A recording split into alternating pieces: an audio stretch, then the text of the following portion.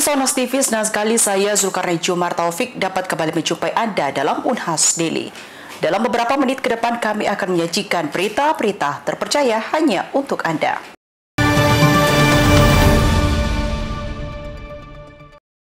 Pemirsa, Pusat Riset Kesehatan Planet, Lingkungan dan Keberlanjutan di kawasan Asia Pasifik kerjasama antara Universitas Hasanuddin dan Stanford University diresmikan.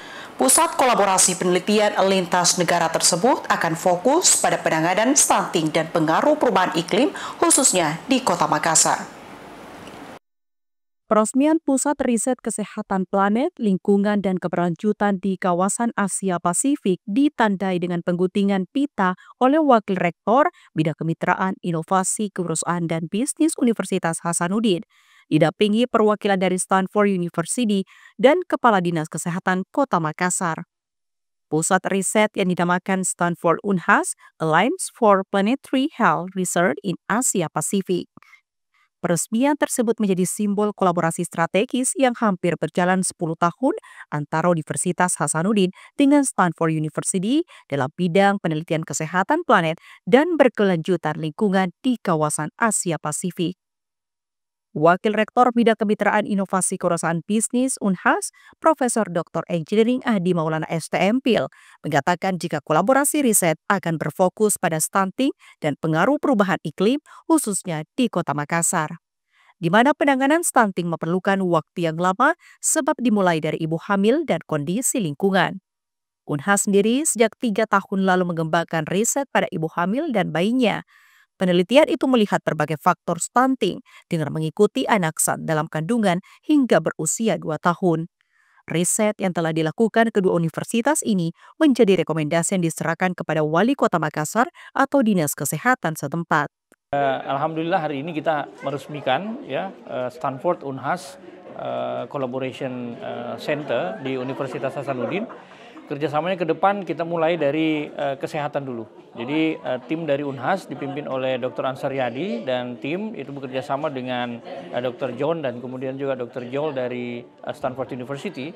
Ini melakukan penelitian tentang stunting yang ada di Kota Makassar untuk melihat apa yang perlu kita intervensi berdasarkan data-data ilmiah yang ada. Dan kemudian yang kedua, nanti ke depan kita akan melakukan penelitian tentang pengaruh climate change, pengaruh global warming terhadap Kota Makassar dan hubungannya dengan kesehatan nanti. Jadi hubungan panas dan kemudian tentang kesehatan. Nah, ini tentu adalah penelitian-penelitian yang sifatnya cutting edge, penelitian yang memang betul-betul penelitian tingkat tinggi, yang kemudian kita harapkan hasilnya nanti itu kemudian dijadikan sebagai bukti-bukti atau evidence untuk kemudian Kota Makassar membuat kebijakan-kebijakan ke depan yang hubungannya langsung dengan kesehatan. Perwakilan Stanford University, Dr. John Openshaw, mengapresiasi komitmen Unhas dalam mengembangkan riset global. Well, the purpose is to establish a center for health and planetary health research here at Unhas. With a collaboration between Unhas and Stanford. This is a long-running collaboration that's existed for almost a decade. And so this center will provide us a place where students can come, where researchers can come, both from Stanford and Unhas, and join together to work on some hard problems around human health and planetary health. And we hope to develop a research portfolio that's really helping people to live better lives. That will both help Stanford, help Unhas, and help the city of Makassar.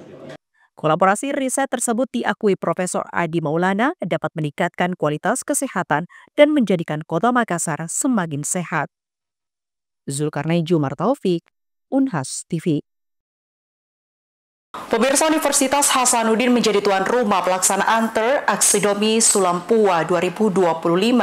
Forum ilmiah yang diinisiasi Bank Indonesia bersama Ikatan Sarjana Ekonomi Indonesia Makassar menjadi wadah pertukaran ide dan inovasi untuk mempercepat pertumbuhan ekonomi di wilayah Sulawesi, Maluku, dan Papua.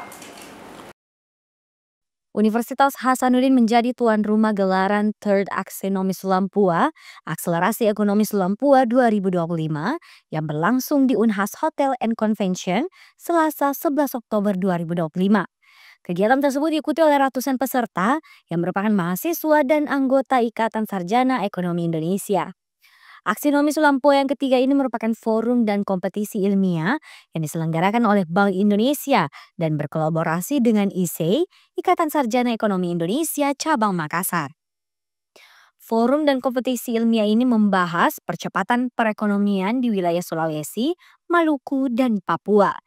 Acara tersebut juga dirangkaikan dengan seminar nasional yang bertemakan Unlocking New Sources of Growth in Eastern Indonesia dan menghadirkan lokal expert and fiscal, Direktorat Jenderal Perbendaharaan Sulawesi Selatan, Dr. Akbar Mandela Ayunus SEMSI, dan Kepala Lembaga Penyelidikan Ekonomi dan Masyarakat LPM Universitas Indonesia, Kaikal Nuryakin, PhD. Kepala Perwakilan Bank Indonesia Provinsi Sulawesi Selatan, Rizky Ernadi Wimanda menyebut pentingnya forum tersebut untuk mendorong tumbuh kembangnya ide dan inovasi untuk mempercepat pertumbuhan ekonomi Sulampua. Ia pun mengapresiasi kepada seluruh peserta yang telah terlibat dalam aksi Nomi Sulampua 2025. Jadi dari paper-paper yang telah terkumpul itu kita seleksi. Ya, jadi ada 8 paper finalis, ya, 5 finalis untuk kategori mahasiswa dan 3 finalis untuk kategori umum. Nah ini tentunya saya tadi sebagai juri dengan mendengarkan presentasi dari adik-adik kita mahasiswa dan ada dari umum, ya, dari pegawai BPS pusat, ya, sama ada satu PT dari perusahaan swasta. Itu sangat menarik, ya, bagaimana mereka mempunyai ide untuk mengembangkan ekonomi biru di Sulampua. Ya, selain itu juga ada paper, ya, yang menghitung dampak investasi, ya, kepada PDRB atau tenaga kerja dan sebagainya. Sangat menarik. Saya menikmati. Kegiatan aksi Nomi ini ya, sudah yang ketiga kalinya dan akan terus kita lakukan di tahun mendatang. Ya, tentunya harapan kami hasil paper-paper ini bisa dikumpulkan menjadi satu buku, ya, yang proceeding yang nanti kita berikan kepada para gubernur yang ada di Sulampua. Di ujung acara diserahkan trofi, sertifikat dan hadiah kepada para peserta yang berhasil meraih juara untuk kompetisi Call for Paper Aksi Nomi Sulampua 2025. Zara Sabita Suceng, Unhas TV. Pemirsa, Fakultas Ilmu Sosial dan Ilmu Politik Universitas Hasanuddin menjadi tuan rumah penyelenggaraan Spill the Research yang diadakan oleh Yayasan Partisipasi Muda. Kegiatan tersebut merupakan upaya penyebarluasan hasil penelitian mengenai ruang sipil dan partisipasi politik anak muda di Indonesia. Kegiatan Spill the Research atau penyebarluasan hasil penelitian digelar di Aula Prof. Syukur Abdullah, Fakultas Ilmu Sosial dan Ilmu Politik Universitas Hasanuddin, Senin 10 November 2025.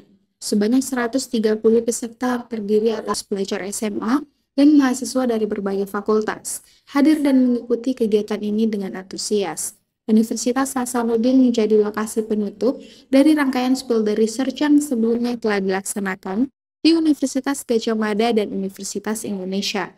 Direktur Eksekutif Yayasan Partisipasi Muda, Hil Deva Despendiape, menyebut jika kegiatan tersebut bertujuan mengajak anak muda untuk melihat demokrasi dan ruang sipil berdasarkan data hasil penelitian. Dan Kota Makassar dipilih sebagai lokasi kegiatan karena generasi muda di Kota Makassar dinilai aktif dalam partisipasi politik. Saya senang banget, hari ini adalah first time kita melakukan diseminasi riset di Unhas. Walaupun sebelumnya memang belum pernah ada kegiatan, tapi hopefully kita bisa bekerja sama terus gitu.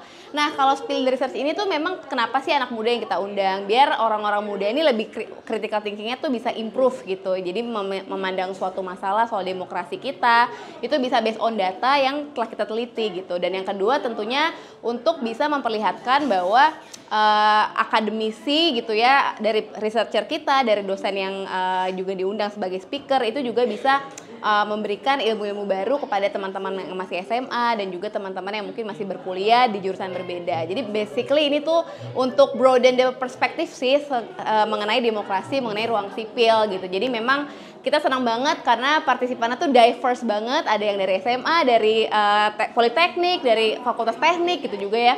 Jadi kita happy banget. Jadi ini menunjukkan bahwa politics is for all dan is our responsibility juga to understand the politics deeper. Narasumber dalam kegiatan tersebut, Dr. Muhammad Fajar, menjelaskan jika penelitian yang dilakukan oleh Yayasan Partisipasi Muda menunjukkan keterlibatan anak muda dalam aktivisme sebelumnya dapat mempengaruhi tingkat partisipasi mereka dalam kegiatan sosial dan politik di masa depan.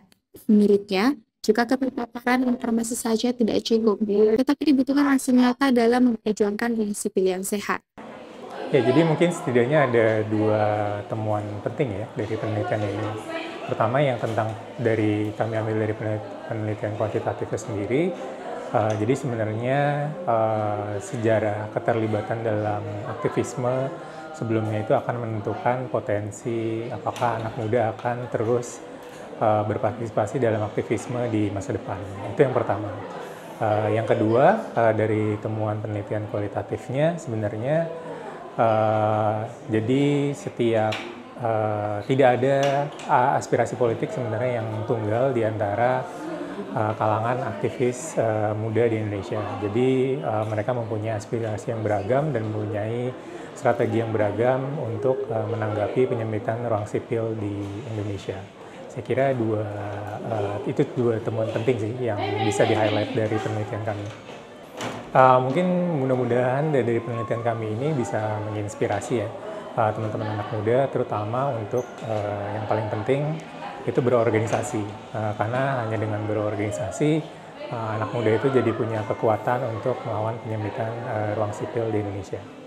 Sementara Dekan Fakultas Ilmu Sosial dan Ilmu Politik Universitas Hasanuddin, Profesor Dr. Phil Sukri MSI, menilai pemahaman generasi muda terhadap ruang sipil dalam sistem demokrasi sangat penting, sebab kebebasan dalam ruang sipil harus dilakukan secara bertanggung jawab dan tidak melanggar hak orang lain.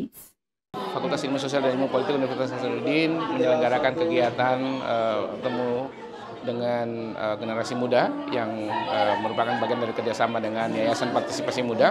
Ini merupakan salah satu organisasi nirlaba yang bergerak dalam kerangka memberikan pendidikan politik yang baik terutama terhadap generasi muda. Dan kami sangat senang sekali karena ini tentu menjadi juga salah satu bagian dari keinginan kami, termasuk institusi perguruan tinggi untuk kemudian memberikan pencerahan, memberikan pemahaman yang baik dan kemudian mengharapkan agar para generasi muda dapat memanfaatkan hak-hak politiknya, ruang-ruang politik yang ada dalam konteks kebaikan, tentu bukan hanya kebaikan untuk diri sendiri, institusi ini namun juga Indonesia saya kira. Profil Sukri menambahkan, kegiatan Spilder Research diharapkan dapat menjadi sarana edukasi dan ruang jejaring bagi generasi muda untuk memahami serta memanfaatkan ruang sipil secara sehat demi terwujudnya demokrasi yang inklusif di Indonesia. Feni Septiani Samuel, Unhas TV. Pemirsa, Universitas Hasanuddin menerima hibah 1 unit ambulans dari Bank Negara Indonesia. Ambulans yang diterima di momentum upacara peringatan Hari Pahlawan diharapkan memperkuat pelayanan kesehatan di Rumah Sakit Unhas.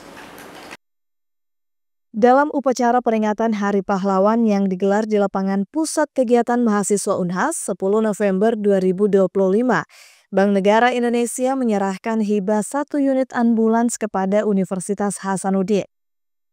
Penyerahan hibah dilakukan secara simbolis dari pimpinan Regional Office 7 BNI kepada Rektor Universitas Hasanuddin.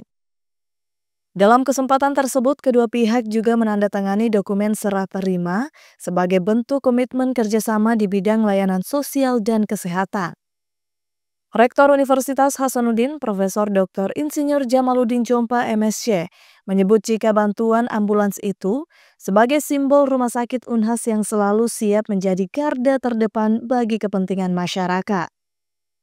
Hari ini salah satu mitra kami dari Bank BNI 46 menyumbangkan 1 unit ambulans untuk Rumah Sakit Unhas untuk dioperasikan di dalam melayani bangsa, melayani masyarakat. Dan ini artinya insya Allah Unhas telah menjadi universitas yang bukan hanya menjadi menara gading tapi juga bermanfaat bagi masyarakat sekitarnya. Dan ini adalah salah satu simbol bahwa Rumah Sakit UNHAS akan terus berkiprah melayani umat, melayani bangsa, dan melayani masyarakat. Usai penandatanganan, Profesor Jamaluddin Jompa langsung meninjau dan mencoba ambulans yang baru diserahkan. Pimpinan Regional Office 7 BNI, Muhammad Arafat, berharap bantuan jasa ini mampu menambah pelayanan masyarakat di Rumah Sakit UNHAS. Ya, kita harapkan dengan bantuan CSR yang diserahkan oleh Bank BNI ke UNHAS dalam bentuk ambulans, tentunya dapat memberikan menambah pelayanan kepada masyarakat untuk dilakukan secara cepat. Karena sekarang kan memang pelayanan kesehatan kan dituntut kecepatan. Kami melihat celah itu, makanya kami memberikan ini sebagai bantuan CSR supaya pelayanan ke masyarakat tentunya bisa dilakukan dengan cepat seperti itu. Menjadi prioritas Saya rasa itu menjadi prioritas karena pelayanan kesehatan merupakan prioritas. Dan itu harus kita lakukan, dan alhamdulillah hari ini diserahkan bantuan ambulans dalam bentuk CSR Bank BNI kepada UNHAS. Prof. Jamaluddin Jompa berharap bantuan tersebut dapat menjadi bagian dari upaya berkelanjutan kampus dalam memperkuat peran Tridharma perguruan tinggi, khususnya di bidang pengabdian kepada masyarakat. Zulkarnain Jumar Taufik, Unhas TV.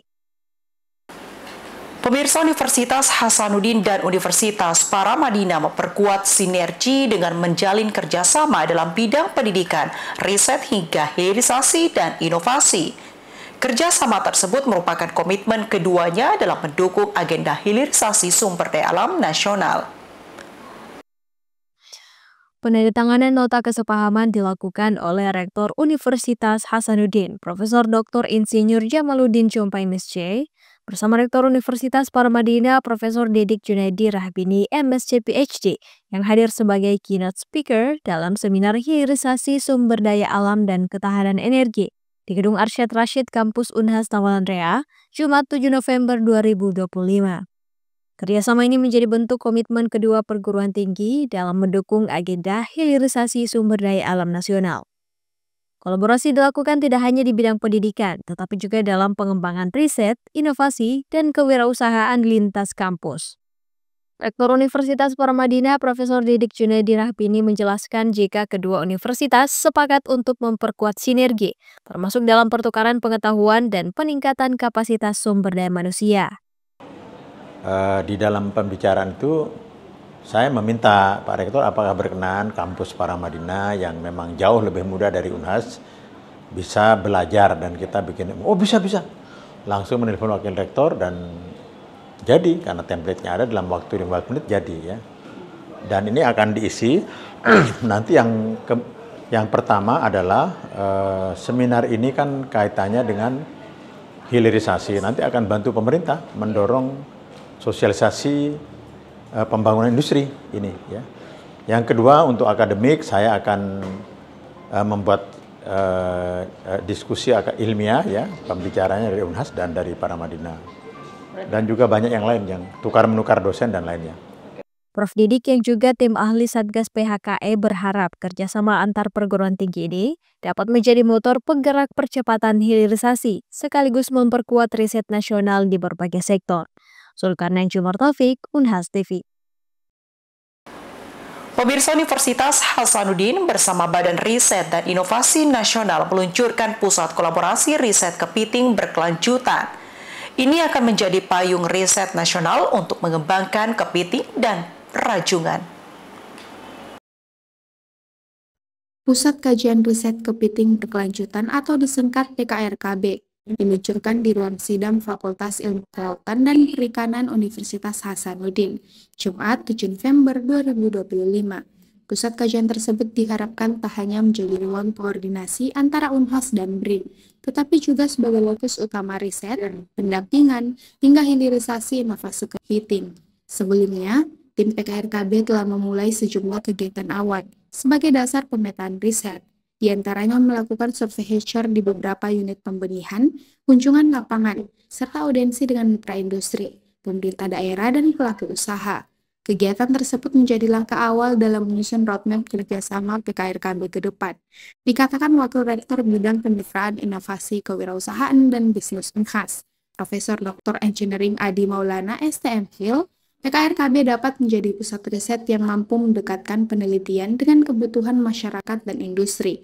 Kepala Pusat Riset Budidaya Laut BRIN, Supono MAP SC PhD, memaparkan jika riset kepiting yang dilakukan selama ini tersebar di berbagai unit riset, sehingga PKRKB dapat menjadi ruang untuk menyatukan kerja peneliti Unhas dan 14 peneliti BRIN dalam satu arah kebijakan. Sementara Ketua Pusat Kolaborasi Riset Kepiting Berkelanjutan, Profesor Dr. Insinyur Yusinta Fujaya MSI, menegaskan jika pembentukan pusat riset ini merupakan tanggung jawab nasional dalam menyatukan semua riset kepiting agar lebih terfokus dan memberikan dampak langsung. Pusat Kolaborasi Riset Kepiting Berkelanjutan ini adalah salah satu wadah yang dibentuk oleh Universitas Hasanuddin dengan peneliti dari BRIN. Ya, dan kemudian diamanahkan oleh BRIN sebagai pusat kolaborasi riset kepiting berkelanjutan ya satu-satunya di Indonesia ya. Jadi ini memang dipusatkan di PKR ini dan dipusatkan di Unhas sebagai leader ya untuk meng-hire semua teman-teman yang berkecimpung atau aktif di bidang perkepitingan ya, sebab kita ketahui bahwa kepiting ini adalah salah satu dari 6 komoditas unggulan Indonesia. Ya, jadi prospek ekonominya sangat besar ya, dan selama ini kita bekerja terpisah-pisah ya, dan BRIN menginginkan kita bersatu ya, sehingga semua riset-riset itu bisa saling bersinergi ya, lebih efisien dalam pemanfaatan anggaran mungkin yang diperlukan untuk itu. Direktur Jenderal Perikanan Budidaya Kementerian Kelautan dan Perikanan, Dr. TB Heru Rahayu MSc, menilai pentingnya pusat kajian riset tersebut bagi arah Blue Economy Indonesia. Dikatakannya pihak kementerian akan memberikan dukungan terhadap pengembangan riset dan budidaya kepiting. Pusat kolaborasi risetnya terkait kepiting dan rajungan. Ya, apa yang disampaikan oleh anggota Komisi 4, Pak Profesor Rohmin, saya pikir sudah sangat benar begitu. Kami KKP akan membackup, akan mengimplementasikan dari aspek regulasinya sesuai dengan tusi kami. Ya, secara substantif saya sangat senang karena kita semua yang ada di sini sepakat bahwa budidaya is the future. Budidaya inilah yang menjadi jawaban untuk masa depan, untuk menjawab bagaimana pemenuhan kebutuhan protein. Ya, itu yang paling pokok. Dan yang terakhir dikaitkan dengan konsep blue economy, di mana kita harus menjaga keseimbangan antara ekologi dan keekonomian, supaya ekologinya tetap terjaga, keekonomiannya terus menggeliat. Saya pikir itu, dan dukungan akademia Unhas wabil khusus, mudah-mudahan kita lebih bersinergi, lebih terstruktur, lebih sistematis, sehingga waktunya akan jauh lebih efisien. Heru Rahayu menambahkan, hadirnya PKRKB diharapkan mampu memperkuat rantai riset mulai dari hulu hingga ke hilir, menciptakan model kolaborasi antara akademisi, pemerintah, dan industri, serta mengarah pada pembangunan komoditas kepiting yang lebih terukur, berkelanjutan, dan berdaya saing. Feni Septiani Samuel, Unhas TV. Pemirsa, informasi tadi sekaligus menutup perjumpaan kita hari ini. Terus saksikan Unhas Daily hanya di Unhas TV. Saya Sukareju Martaufik, mewakili seluruh kru yang bertugas, pamit undur diri dan sampai jumpa.